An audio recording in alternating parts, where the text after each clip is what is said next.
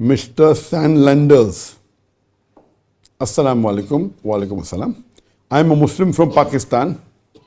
The testes are produced in the abdomen, not between ribs.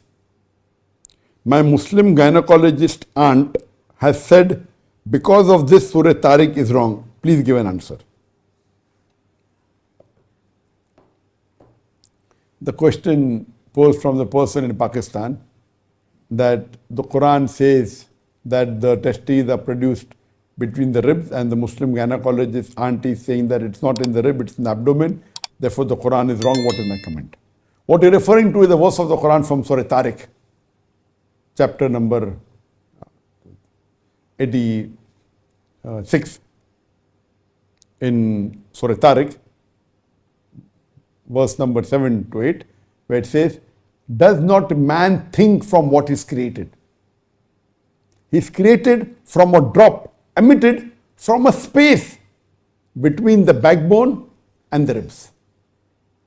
So here Allah subhanahu wa ta'ala is saying that does not man know from what is created? He is created from a drop emitted from a space between the backbone and the ribs. And today science tells us that the genital organs, they are placed in the embryonic age.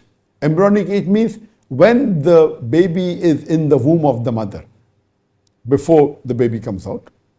The testes in the male and the ovaries in the female, they are present in a place between the backbone and the 11th and 12th rib, the same space where the kidney is present.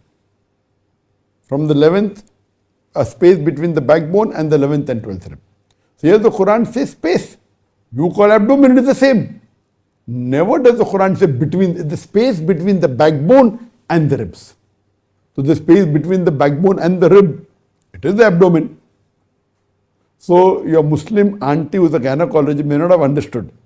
And today science tells us that the genital organs, later on when the child grows, it descends down.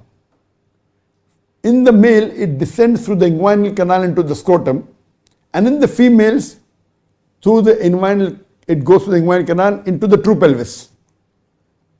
In the female, from the space between the backbone and the 11th and 12th rib, it descends to the true pelvis. In the male, it descends from the space where it is present in the embryonic age, descends down and enters the inguinal canal, and then descend down to the scrotum.